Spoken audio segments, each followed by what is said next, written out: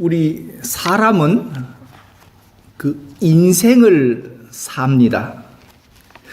인생을 산다는 것은 이제 나이를 한 해, 두 해, 세월이 가면서 늙어가는 것을 의미합니다. 한국에서는 몇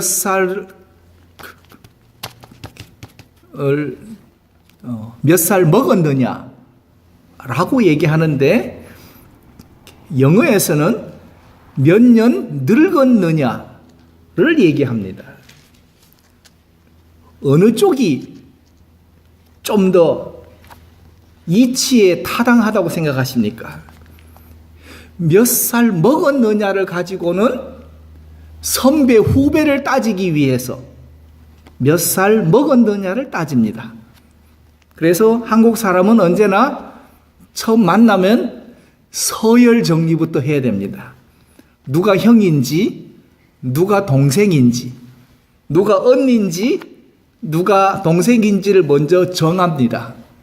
그래서 그 찬물에도 순서가 있다고 하면서 이제 선배가 먼저 먹게 되는 것은 나이를 몇 년 잡수셨느냐, 몇 년 살았느냐를 가지고 얘기하기 위해서 그럽니다. 그러나 이제 영어식으로 How old are you? 몇 년을 늙었느냐를 얘기하면 그 많은 세월을 늙어오는 동안에 얼마나 깎여지고 그리고 다듬어졌느냐를 묻습니다. 젊어서는 혈기가 넘치고 어려서는 괴팍했던 사람인데 나이를 늙어가면서 점점 다듬어져서 이제는 점잖은 사람이 됐다면 나이를 늙어가면서 그 성격과 성품이 다듬어졌음을 의미합니다. 한국적인 생각에 몇 년 먹었냐, 몇 살 잡수셨냐의 의미보다는 How old are you가 저는 훨씬 더 마음에 와 닿았습니다. 몇 년을 늙으셨습니까?를 묻는다면 그렇다면 여러분은 몇 년을 늙으셨습니까? 60년을 늙으셨다면 60년만큼의 인생의 연륜이 쌓이셨습니까? 80년을 늙으셨다면 80년에 걸맞는 인생으로 삶이 변화되셨습니까? 를 묻지 않을 수 없습니다. 그런데 우리 한국 사람은 나이를 늙어가는 것이 아니라 나이를 잡수시다 보니 이제 꼰대의 기질이 여전히 남아 있습니다. 어디를 가나 상석에 앉고 싶어 하고 그리고 대접을 받고 싶어 하는 그 꼰대의 기질이 여전히 남아 있음을 봅니다. 그래서 사람들이 나이를 잡수실수록 좀 미국식으로 하면 이제 나이를 늙어 가실수록 점잖해지고 어르신이 되는 게 아니라 점점 갈수록 고약한 늙은이가 되어가는 게 한국 사람입니다. 그렇다면 오늘 예배하는 성도인 우리는 어떻게 얼마나 늙으셨고 변화되셨습니까? 인생을 살아오시면서 이제 터득한 것이 있는데 우리 각자 개개인은 나만이 살아가는 방식으로 살아갑니다. 나만이 살아가는 방식으로. 그리고 나만이 세상을 보는 눈으로 살아갑니다. 그러니까 나만이 살아가는 세상을 살아가는 방식이 있고 나만이 세상을 보는 눈이 있다는 이 말은 속된 말로 하면 고집불통이라는 말입니다. 고집불통. 다른 사람의 말을 듣지 않고 내가 살아가는 길과 내가 세상을 보는 눈과 내가 세상을 살아가는 방식으로만 살아가겠다고 합니다. 이게 우리 한국 사람의 아주 일반적인 특성입니다. 그러나 성경은 나이를 늙어갈수록 다듬어져라, 변화되라, 거룩하여라, 그리고 성도가 되라고 말씀하고 있습니다.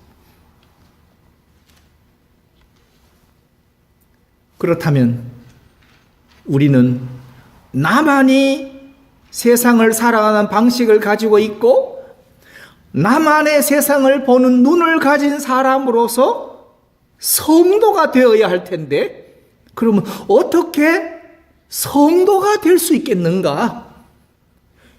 교회만 나온다고 해서 성도라고 불러주는 것이 아니라면 예수님께서 인정하시는 거룩한 백성의 무리, 거룩한 성도가 되어야 한다면 오늘 우리는 창세기 13장에 있는 아브라함과 그리고 조카 롯과의 관계를 통해서 우리가 어떻게 변화되어야 하는가를 살펴보려고 합니다.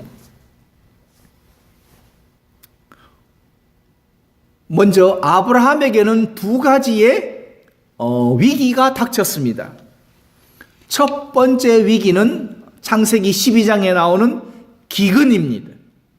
그리고 두 번째 위기는 오늘 우리가 함께 읽은 이곳에서 나오는 풍요가 두 번째 기근입니다.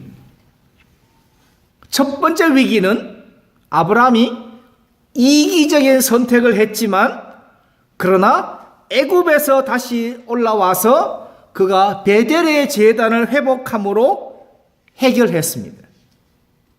그런데 오늘 창세기 13장에 나오는 두 번째 위기, 즉 풍요의 위기는 이젠 아브라함이 나이를 먹은 만큼, 즉 늙은 것만큼, 늙어지면서 그가 다듬어진 만큼 하나님과의 관계에서 해결해야 합니다. 왜냐하면 그가 창세기 12장에서 하나님을 전혀 생각지 않고 하나님과의 그 아무런 연관 없이 자기 스스로의 판단과 결정으로 그가 문제를 해결하려고 해서 그가 믿음에서 탈선했기 때문입니다. 그래서 그가 애굽으로 내려갔다가 애굽에서 다시 나와서 그가 베들의 제단을 회복한 만큼, 그만큼 늙어진 만큼, 실수를 경험한 만큼 탈선을 해봤기 때문에 이번에 이 문제는 자기 마음대로 결정하지 말고 자기만이 살아가는 방식으로 해결하지 말고 자기만이 세상을 보는 눈으로 해결하지 않고 하나님과의 관계에서 그는 이 문제를 해결해야만 합니다. 이것이 창세기 13장에서 아브라함이 드리는 예배입니다. 오늘 주일 예배를 통해서 여러분이 하나님 앞에서 해결해야 될 문제가 있으십니까? 그 문제를 여러분은 어떤 방법으로 해결하고 싶으십니까? 나만의 세상을 살아가는 방식으로 해결하시겠습니까? 나만의 세상을 보는 눈으로 해결하시겠습니까? 아니면 하나님과의 관계에서 말씀으로, 말씀에 의지하여 해결하시겠습니까? 예배는 의식이 아닙니다. 예배는 생활입니다. 그래서 삶으로서의 예배를 우리는 드려야 합니다. 하나님께서 문제가 드러나게 하시면 그 문제는 반드시 우리는 하나님과의 관계에서 해결해야 합니다. 즉, 롯은 떠나 보내야 합니다. 문제가 드러났기 때문입니다. 그래서 아브라함은 두 가지를 말합니다. 우리는 한 고륙이라, 그리고 나를 떠나라. 이 두 가지가 아브라함이 문제를 해결하는 기본적인 원칙이요 핵심입니다. 그렇다면 롯이란 사람은 어떤 사람입니까? 롯은 세 가지로 우리는 정리할 수 있습니다. 첫째로 롯은 아주 이기적인 사람입니다. 삼촌이 자신에게 양보해 줬는데도 그는 고맙다는 말 한마디 없이, 그리고 자기가 살 길만 찾아서 간 아주 이기적인 사람입니다. 자신의 이익만 생각하고 선택합니다. 그러나 신앙은 언제나 이타적입니다. 두 번째로 롯은 언제나 무력적인 사람입니다. 그가 눈을 들어 본 것은 온 땅에 물이 넉넉한 땅을 봤습니다. 그리고 애굽 땅처럼 기름진 땅을 봤습니다. 그가 자기만의 방식으로 살아가는 그 방식을 가진 것은 물이 넉넉하고 기름지고 그리고 비옥한 땅을 그는 생각했습니다. 그래서 롯은 무력적인 사람입니다. 세 번째로 롯은 이중적인 사람입니다. 그가 소알 땅을 바라보고 그리고 소돔 땅까지 그가 살펴본 후에 그가 한 말이 이렇습니다. 여호와의 동산 같고 애굽 땅과 같았더라. 여호와의 동산은 거룩함입니다. 그리고 애굽 땅은 죄악입니다. 그렇다면 여호와의 동산 같고 애굽 땅과 같았다는 말은 무슨 말입니까? 거룩과 그리고 죄악이 같다라는 말입니다. 어떻게 거룩과 죄악이 동일시될 수 있겠습니까? 거룩함이 임하면 죄악은 물러납니다. 성령께서 거룩한 영으로 임하시면 죄악은 쫓겨납니다. 이 예배당 안에 성령께서 거룩함으로 영으로 임하시면 우리 심령 안에 죄악들이 다 떠나야 합니다. 그런데 롯은 거룩과 죄악을 동일한 것으로 여호와의 동산 같고 애굽 땅과 같다라고 말합니다.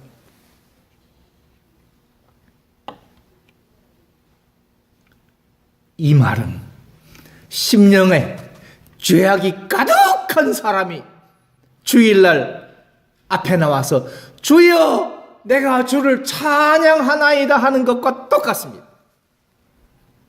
심령에는 죄악이 가득하고 심령에는 악한 생각으로 가득한 사람이 입술로는 거룩을 말하고 입술로는 찬양을 말하고 입술로는 예수를 말하는 것과 같습니다. 롯의 관점은 이렇게 이중적입니다. 그의 눈에는 넓은 땅과 많은 물만 보았지 그 땅의 죄악들은 보이지 않았습니다. 여러분의 성도의 눈에 이 실리콘밸리에 이 땅의 죄악이 보이십니까? 이 미국 땅에 죄악이 여러분의 눈에 보이십니까? 내 가정에 죄악이 보이십니까? 아니면 죄악이 여전히 보이지 않은 채 롯처럼 이중적인 가치관을 가지고 사십니까? 사람은 그래서 관점이라는 거울 하나씩을 휴대하며 살면 이걸 가치관이라고 합니다. 그래서 자기 편에서 세상을 보고 세상의 편에서 자기를 들여다봅니다. 그러니까 자기를 볼 때 내가 얼마나 연약하고 부족한 사람인지를 보는 게 아니라 내가 얼마나 잘났는지를, 내가 얼마나 똑똑한지를, 내가 얼마나 유능하고 유식한지를 봅니다.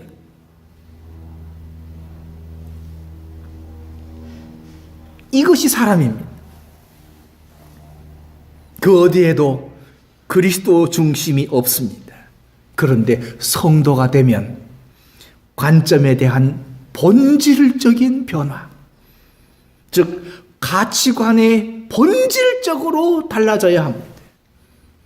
즉 뿌리부터 변해야 된다는 말입니다. 그래서 인생과 사물에 대한 큰 변화가 생깁니다. 그렇게 되려면 성령으로 거듭난 새 사람의 은혜를 우리가 덧입어야 합니다. 롯은 아브라함과 함께 갈대아 우르에서 출발해서 그리고 가나안 땅을 거치고 애굽을 거쳐서 지금 여기까지 왔습니다. 그런데 아브라함은 조금씩 다듬어져 가고 있는데 롯은 아무것도 달라지지 않았습니다.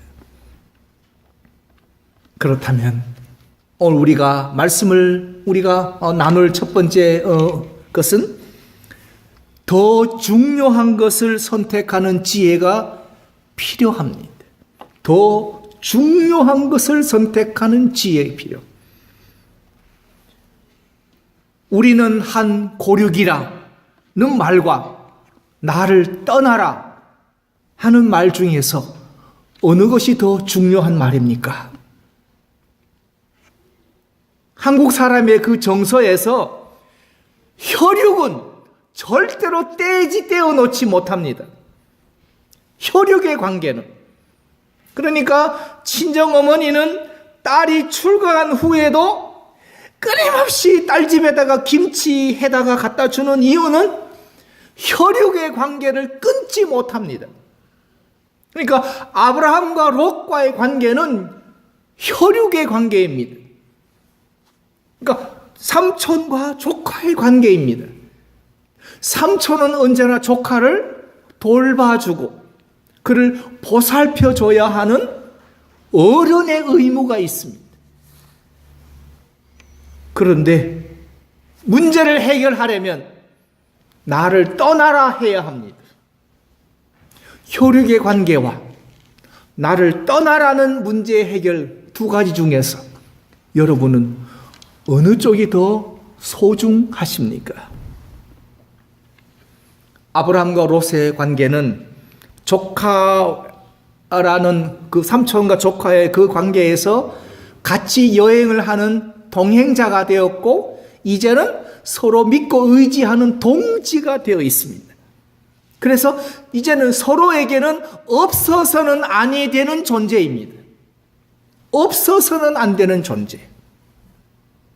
여러분이 인생을 살아오시면서 나이를 늙어가면서 지금까지 살아오는 동안에 나만의 살아가는 방식을 가지고 있는데 나만의 살아가는 방식은 이제는 나와는 뗄래야 뗄 수 없는 아주 밀착된 관계입니다. 나만의 살아가는 방식이 있습니다. 마치 아브라함과 롯과의 관계처럼 이제는 서로에게 필요한 존재입니다. 그런데 문제가 무엇입니까? 그들의 풍요함이 그 땅이 그들의 동거함을 용납치 못하게 되었습니다. 이제 관계를 재설정해야 할 때가 왔습니다. 우리가 예수님을 영접하기 전 세상에 사는 동안에 우리는 사는데 아무런 불편이 없었습니다. 돈을 벌면 되고 쓰고 싶으면 쓰면 됐습니다. 그런데 예수님을 나의 구주로 영접하고 내 삶의 주인으로 예수님을 영접하고 우리가 하나님의 자녀가 되고 나니 이제는 모든 문제가 예수님과의 관계에서 재설정이 필요합니다.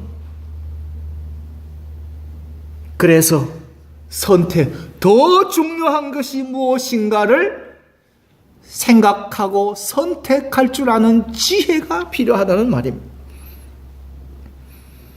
그래서 기본 원칙을 지키면서 더 중요한 선택을 하셔야 합니다. 우리는 한 고륙이라. 그러나 나를 떠나라 하셔야 합니다.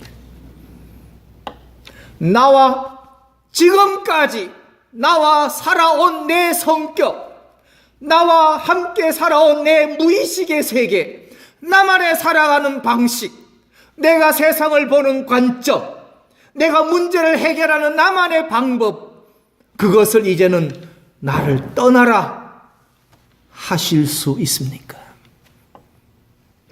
떠나보내셔야 합니다.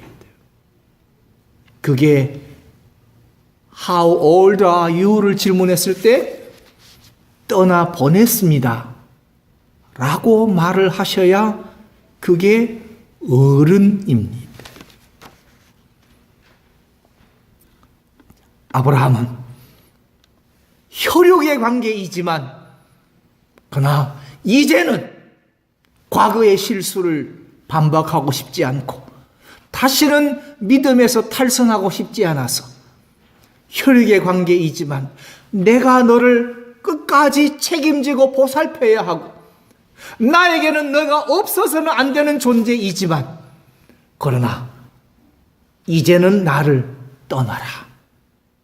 아브라함이 떠나보냅니다.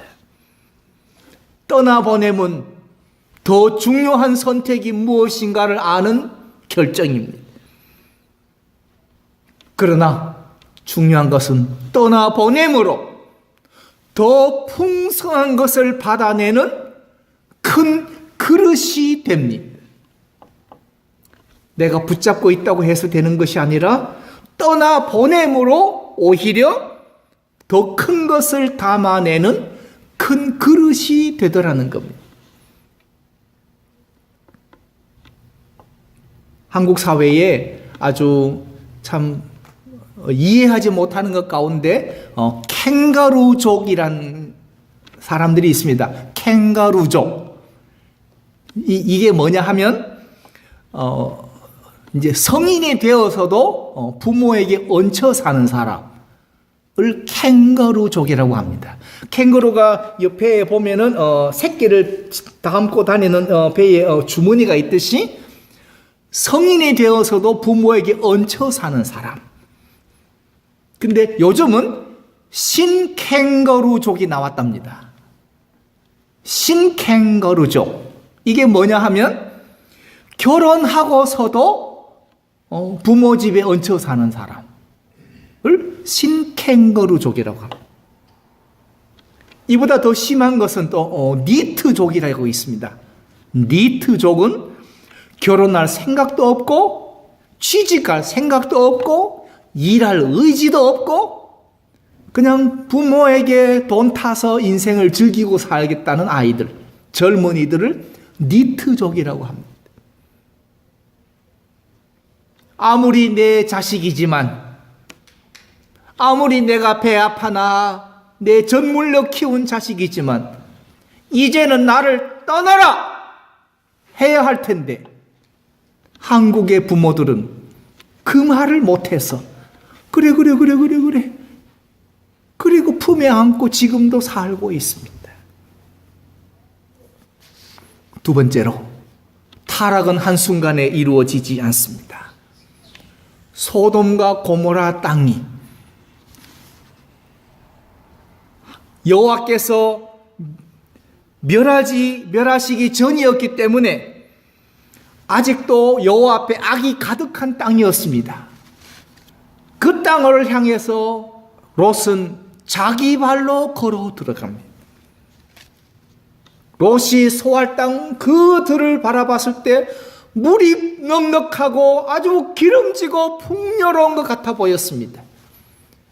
그러나 그의 눈에는 악을 보지 못했습니다. 그런데도 불구하고 롯은 자기 발로 걸어 들어가면서 스스로 멸망의 길을 자촉했습니다. 타락은 한순간에 이루어지지 않습니다. 오늘 나의 선택과 오늘 나의 결정이 하나님께서 칭찬하시는 믿음의 길일 수도 있지만 타락으로 가는 발걸음일 수도 있습니다. 즉 멸망을 향하여 한 걸음 한 걸음 들어가고 있다는 말입니다. 영어 속담에 step by step one goes far. 한 걸음 한 걸음 걷다 보면 멀어진다는 말이 있습니다. 오늘의 나의 한 걸음이 여러분이 주일마다 교회 와서 예배하러 올라오는 그 발걸음 한 걸음 한 걸음이 천국의 한 걸음 한 걸음 가까이 가는 발걸음이라면 기뻐하고 감사하셔야 됩니다.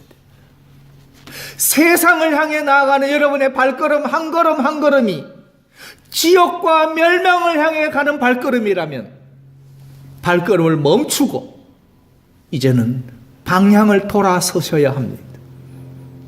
주님의 십자가에 우리는 목표를 두고 표대를 향하여 우리는 다시금 발걸음을 재촉하셔야 합니다.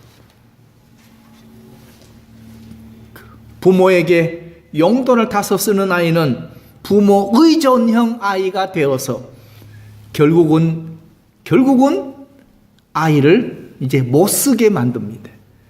그러나 자신이 알바하며 용돈을 벌어 쓰는 아이는 그는 자립의지형이 되어서 부모로 독립해서 어디를 가든지 그는 살아남습니다. 타락은 한순간에 이루어지지 않습니다. 그러나 오늘의 발걸음이 타락으로 들어가는 발걸음이라면 우리는 정신을 차리고 돌아서야 합니다. 세 번째로 빈 자리를 채우시는 분이 계십니다. 롯이 떠난 후에 혼자 남은 아브라함에게 하나님이 찾아오셨습니다. 오늘 14절 이렇게 성경 말씀이 증가합니다. 롯이 아브라함을 떠난 후에 여호와께서 아브라함에게 이르시되 너는 눈을 들어 너 있는 곳에서 동서남북을 바라보라. 롯이 아브라함을 떠나고 난 그 빈자리에 하나님께서 찾아오셔서 그 빈자리를 채우십니다. 아브라함과 롯은 서로에게 의지가 되고 울타리가 되어주던 사이였는데 롯이 떠남으로 혼자가 됐습니다. 사람이 드는 자리는 몰라도 그러나 나는 자리는 표시가 납니다. 우리 그 정전사님 시카고 가셨을 때 그 빈자리, 그 세 분이 크루즈 여행 가셨을 때 텅 빈 자리, 든 자리는 몰라도 난 자리는 금방 표시가 납니다.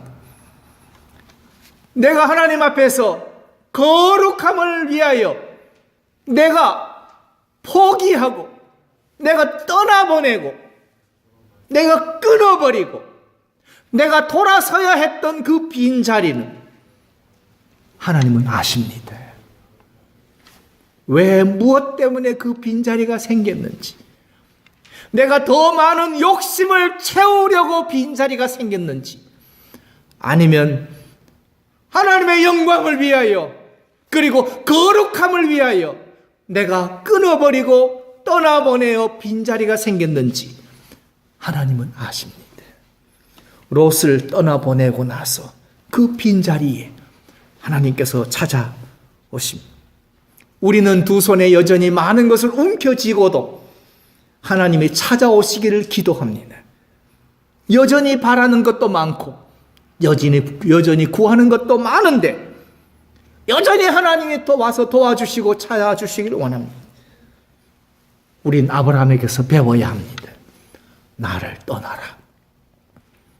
떠나보내는 결정을 하시고 떠나보내셔서 하나님 앞에서 빈자리를 만들어 내셔야 합니다. 네 번째로 하나님께서 채우시는 것은 풍성함입니다. 내 눈을 들어 너 있는 곳에서 동서남북을 바라보라. 하나님의 관점으로 바라보면 동서남북은 그냥 맨 땅이 아니라 그냥 사막이 광야가 아니라 하나님께서 펼쳐놓으신 동산입니다. 내 보이는 땅을 너와 내 자손에게 주리니 영원히 이르리라. 하나님의 약속과 선물과 은혜로 주신 땅은 하나님의 동산입니다. 내 자손으로 땅에 티끌같게 하리니 일어나 종과 행어로 행하여 보라. 내가 그것을 내게 주리라. 영적인 성도와 육적인 성도의 차이는 하나님의 인도를 따라 사느냐 안 사느냐에 따라서 구별됩니다. 그 길은 순례자의 길이지만 그 길은 축복의 땅입니다. 창세기 12장에서 본토와 친척과 아비집을 떠나본 경험이 있는 아브라함은 이 말씀의 약속을 믿습니다. 아직 땅 없고 그리고 아직 자식 없지만 하나님께서 채워주실 것을 믿습니다. 그래서 큰 힘을 얻고 새 소망을 얻습니다. 옛날에 그 라디오의 배터리가 다 떨어지면 아무리 틀어도 소리가 나지 않습니다. 그런데 새 배터리를 넣으면 그 처음 새 것처럼 소리가 나고 뉴스가 들리고 음악이 납니다. 마찬가지로 지금은 통 빈 것 같고 지금은 손에 가진 것 없는 것 같고 지금은 허전한 것 같지만 하나님께서 채워지는 은혜로 채워주시면 하나님의 눈으로 동서남북을 바라보면 여호와의 동산이요 하나님이 펼쳐놓으신 땅이요 하나님이 예비하신 것들로 가득한 것이라면 그것이 축복이요 그것이 은혜이기 때문에 형편없는 땅, 빈약한 땅, 아직도 없는 자식이지만 아브라함은 약속을 믿어 비로소 믿음의 조상 그리고 복의 근원이 됩니다. 결혼해서 자식을 낳아 길러보면 그제서야 비로소 부모의 마음을 안다고 합니다. 그랬을 때 옛날 어른들이 철이 들었다라고 말합니다. 내 안에 떠나보내야 할 것들을 떠나보내시고 이제는 믿음의 철이 들어야 할 때가 아니겠습니까? How old are you? 물었을 때 믿음의 철이 들었다고 여러분이 감사할 수 있겠습니까? How old are you? 물었을 때 그래도 내가 누군데라고 아직도 여전히 자기 믿음만 자랑하시겠습니까? 내 안에 떠나보내야 할 것들을 떠나보내십시오. 그리고 빈 자리를 가지십시오. 떠나보낸 빈자리에 하나님의 은혜가 풍성하게 임하여 채워주실 것입니다. 사도 바울은 떠나보내야 할 것들을 떠나보내고 난 그 빈자리를 사도 바울은 내가 예수 그리스도의 흔적을 가졌다라고 말합니다. 예수 그리스도의 흔적을 가졌노라. 떠나보낸 빈자리가 사도 바울에게는 그것이 흔적이 되었기 때문입니다. 이제 마지막으로 다섯 번째, 롯은 다시 아브라함은 다시 하나님께 예배하는 자가 됐습니다. 오늘 18절 말씀에 이 아브라함이 장막을 옮겨 헤브론에 있는 마므레 상술의 숲으로 이르러 거하며 거기서 여호와를 위하여 단을 쌓았더라. 모든 우리의 염려와 근심과 걱정과 좌절과 실패와 절망의 끝은 떠나보냄으로 빈자리를 가지고 그리고 하나님 앞에 나와 제단을 쌓고 예배하는 성도가 진정한 거룩한 성도 아니겠습니까? 그러므로 오늘 주일의 예배는 하나님을 만나 이 거룩한 은혜를 받은 성도들의 감사와 그리고 찬양과 헌신이 담긴 예배여야 합니다. 그랬을 때 교회에 올라오시는 여러분의 얼굴 표정이 기쁨이 그리고 감사가 은혜가 얼굴 표정에 여러분의 발걸음에 여러분의 삶에 그것이 드러나지는 거룩한 성도의 삶이 되어지시길 바랍니다.